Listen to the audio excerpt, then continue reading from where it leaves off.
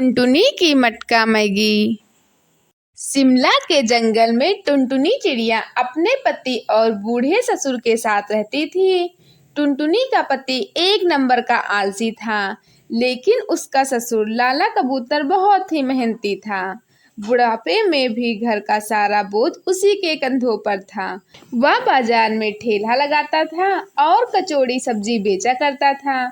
एक दिन लाला कबूतर अपने बेटे कालू से कहता है, बेटा कालू, अब मैं बूढ़ा हो चला हूँ। दिन भर काम करके मैं थक जाता हूँ। तुम शादीशुदा हो, तुम्हें भी घर की जिम्मेदारी उठानी चाहिए। तुम्हें भी मेरा साथ देना चाहिए। अकेले मुझसे दिन भर ठेले पर खड़ा नहीं हुआ जाता।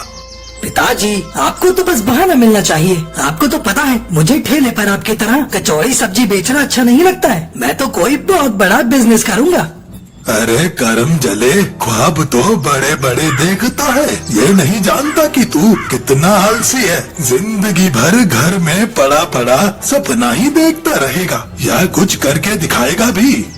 पिताजी, इन्हें रहने दीजिए। कल से मैं आपके साथ कचौड़ी सब्जी बेचने चलूंगी। आपका साथ मैं दूंगी।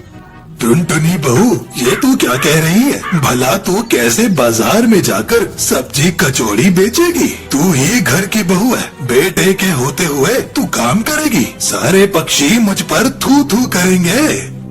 पिताजी, जिसे जो कहना है वो तो कहेगा ही। आप ज्यादा सोचना बंद करिए। मैंने जो कह दिया सो कह दिया। कल से मैं भी आपके साथ चलूंगी। ठीक है बहू, तुम्हारी ये मर्जी है तो मैं तुम्हें नहीं रोकूंगा। अगले दिन से टुनटुनी अपने ससुर कबूतर के कामों में हाथ बटाने लगी। उसकी दुकान पर मुखिया तोता राम आता है। अरे वाह टुनटुनी, तुम और आज यहाँ। ये तूने बहुत अच्छा किया लाला, जो बहू को मदद के लिए ले आए। अच्छा बहू, आज मुझे सब्जी की जगह कुछ नया बना कर खिलाओ। ठीक है मुखिया जी, आप मुझे बस 2 मिनट दीजिए। मैं आपको कुछ अच्छा बना कर खिलाती हूँ। थोड़ी देर बाद टुनटुनी 2 मिनट में मैगी बनाती है और उसे छोटे से मटके में डालकर मुखिया को खाने के लिए दे देती है। अरे वाह वाह वाह बहू, मैगी की तो बहुत ही अच्छी खुशबू आ रही है। हाँ मुखिया जी, मैंने मटका मैगी बनाई है। मुझे विश्वास है इसे खाकर आप खुश हो जाएंगे। अरे ये तो बहुत ही स्वादिष्ट है बहू। अरे तुम्हारी बहू ने तो बहुत ही स्वादिष्ट मटका मैगी बनाई है। अपनी कचौरी सब्जी की दुकान बंद करके मटका मैगी बेचना शुरू करो। देखना तुम्हारी आमदनी दुगनी हो जाएगी, दुगनी। मुखिया के मुंह से मटका मैगी की तारीफ सुनकर कई पक्षी मटका मैगी खाने आते हैं। अरे ओ बहन, मुझे मसाला मटका मैगी देना।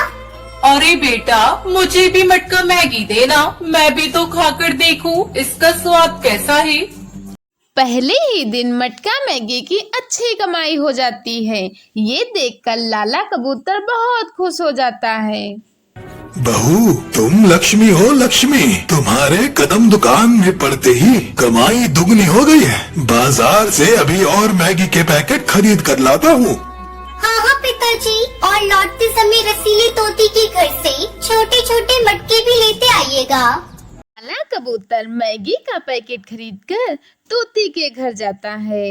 मुझे 100 छोटे मटके चाहिए। ये लो एडवांस पैसे। जितना है मटका उतना मुझे भी दे दो, बाकी घर पे पहुंचा देना। अरे भैया, ये तो कमाल हो गया। मैं तो अपने धंधे से निराश हो चुकी थी। सोचा था मिट्टी के मटके बनाना छोड़ दूंगी, पर आपकी बहू टुनटुनी ने तो कमाल कर दिया। मुझे भूखे मरने से बचा लिया। ये 50 मटके तैयार है। बाकी के मैं तैयार करके आपके घर अभी पहुंचा देती हूँ। लाला कबूतर मटका और मैगी लेकर घर पहुंचता है। वहीं दूसरी तरफ टुनटुनी को मटका मैगी बेचकर पैसा कमाता देख कालू का जमीर जाग जाता है और वो एक दिन दुकान पर पहुंचकर कहता है, मुझे माफ कर दो। कोई धंधा छोटा नहीं होता और धंधे से बड़ा कोई धर्म नहीं होता। बस काम करने की लगन होनी चाहिए। मुझे समझ आ चुका है। मैं भी अब पिताजी के काम में हाथ बटाना चाहता हूँ। अपने पति के मुंह से ऐसी बातें सुनकर टुनटुनी बहुत खुश हो जाती है। ये तो बहुत अच्छी बात है जी। हमारी मटका मैगी की डिमांड दिनों दिन बढ़ती जा रही है। हमें कुछ पक्षियों की आवश्यकता है। अगर आप हमारी मदद करेंगे तो इससे बढ़कर और क्या हो सकता है। इस तरह टुनटुनी खुशी खुशी मटका मैगी बेचकर अपने परिवार के साथ रहने लगती है। दर्जी चिड़िया बहू।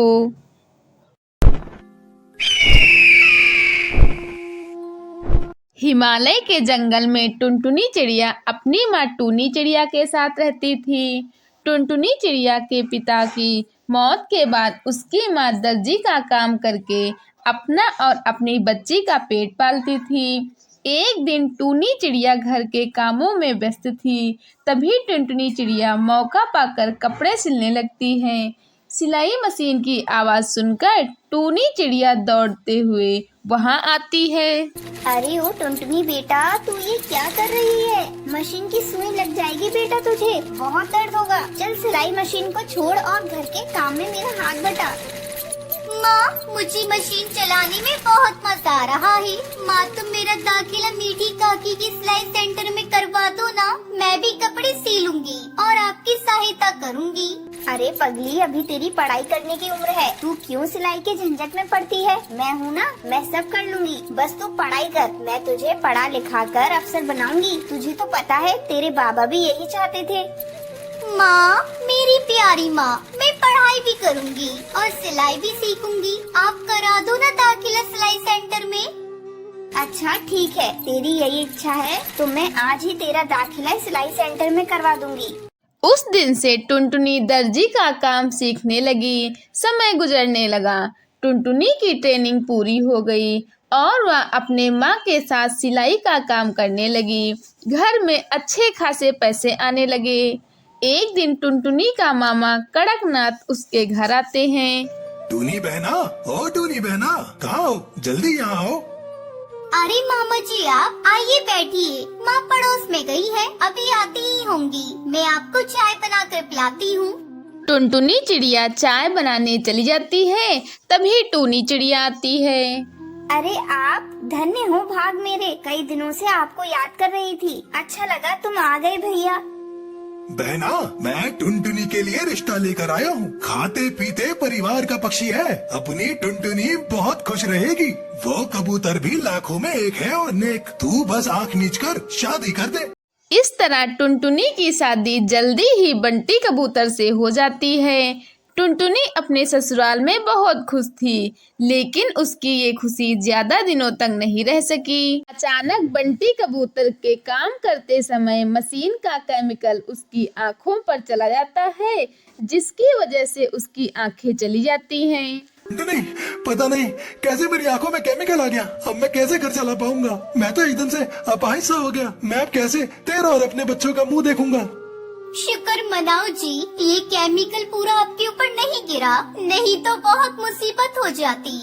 बंटी कबूतर का काम छूट गया और घर में पैसे आने बंद हो गए। माँ जी, बंटी जी का काम छूट गया, अब घर का खर्च कैसे चलेगा? इनकी दवाइयाँ भी बहुत महंगी है। मैंने अपने मायके में दर्जी का काम किया हुआ है। आप कहीं तो मैं आस पड़ोस के कपड़े सीकर पैसे कमाना चाहती हूँ। ये तो बहुत अच्छी बात है बहू, तुम्हारी सिलाई मशीन भी जंग खा रही है। ऐसा करती हूँ, मैं अभी हरी तोती के घर जाकर उसको बता देती हूँ। तब तक तू मशीन की सफाई कर ले। इतना कहकर बबली कबूतरी हरी काकी को बताने उसके घर चली जाती है। अरे हरी काकी, मेरी बहू ने कपड़े सिलने का काम शुरू कर दिया है। तू अपने कपड़े मेरी बहू से सिलवा लियो। ये भी कोई कहने वाली बात है बबली, मैं अपने सारे कपड़े टुनटुनी से ही सिलवाऊंगी। अगले दिन से टुनटुनी चिड़िया कपड़े सिलकर पैसे कमाने लगती है और घर का गुजारा करती है। टुनटुनी चिड़िया दिन भर सिलाई करती और जंगल के सारे पक्षी टुनटुनी से अपने कपड़े सिलवाते। टुनटुनी, तू बहुत अच्छी है। तूने सब कुछ संभाल लिया है, लेकिन तू रात को सिलाई मत किया कर, वरना तू बीमार हो जाएगी। बंटी जी, मुझे आपकी आंखों का भी ऑपरेशन कराना है। हम शहर जाकर आपकी आंखें ठीक करा लेंगे। इस तरह टुनटुनी चिड़िया दिन रात मेहनत करती और सिलाई के बचे पैसों से उसमें बंटी की आंखों को भी ठीक करा दिया। बहू, तू मेरे घर की लक्ष्मी है, मुझे तुझ पर बहुत गर्व है। इस तरह टुनटुनी दर्जी का काम करके पूरे परिवार को संभाल लेती है और खुशी खुशी रहने लगती है। बेबस माँ का प्यार।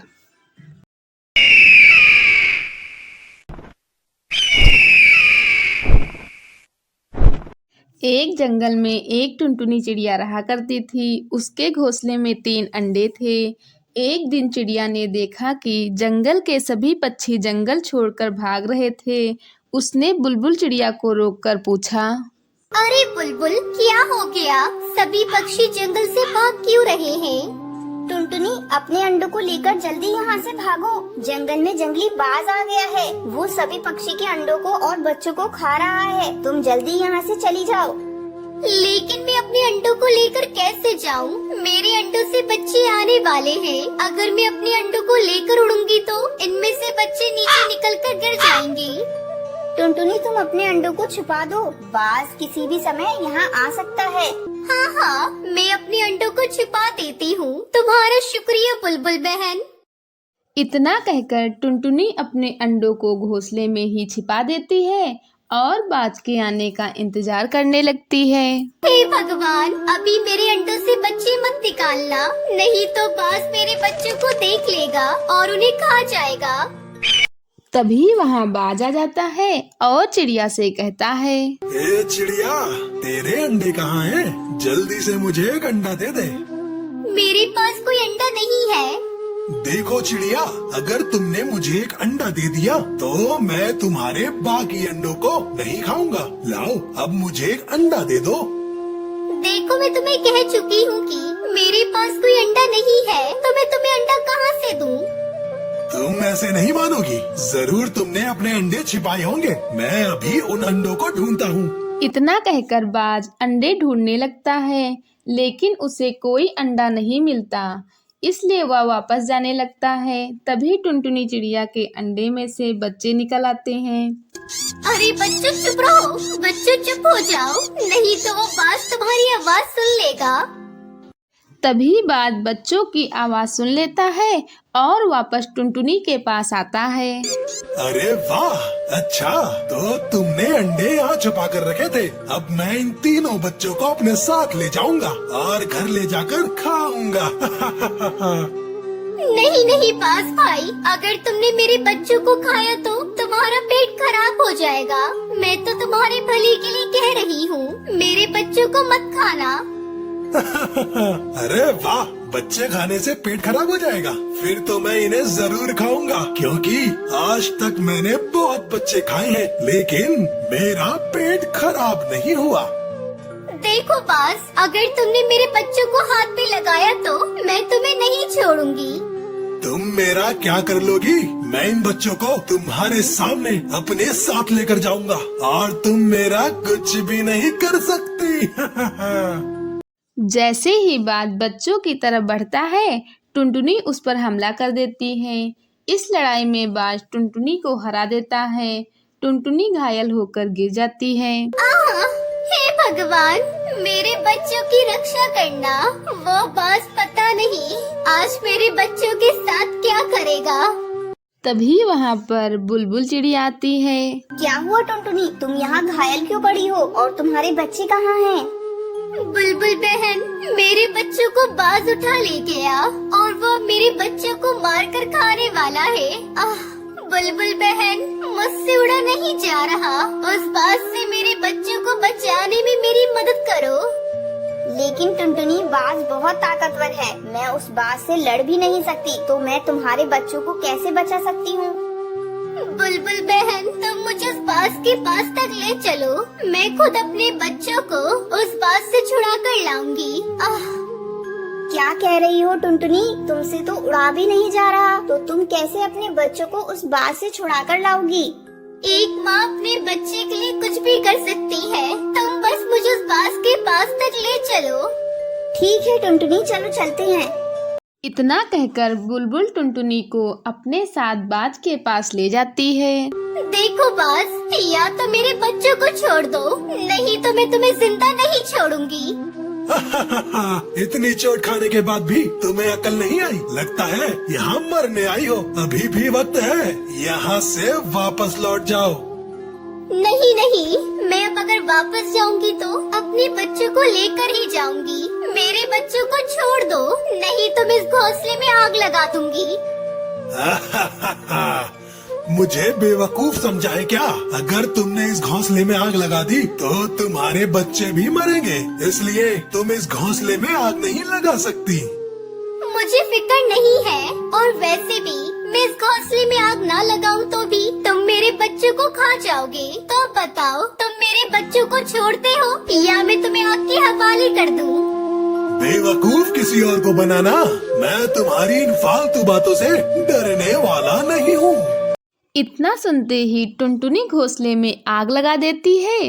तभी घोंसला जलने लगता है। हे भगवान, इसने तो सच में आग लगा दी। बचा ले भगवान, मुझे बचा ले। आज के बाद मैं किसी चिड़िया के बच्चों को नहीं खाऊंगा। आग तो पूरे घोंसले में फैलने लगी है। मुझे अपने बच्चों को बचाना होगा। भले ही मेरी जान चली जाए, लेकिन मैं अपने बच्चों को बचाने जरूर जाऊंगी।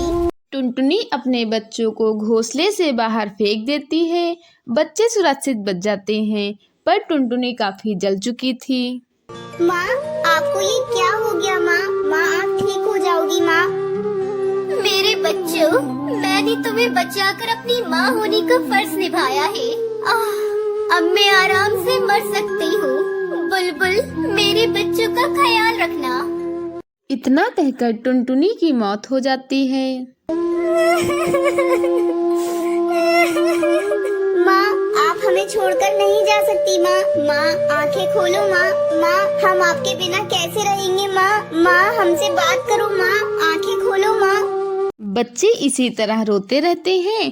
फिर बुलबुल उन्हें अपने साथ ले जाती है और उन्हें अपने बच्चों की तरह पालती है।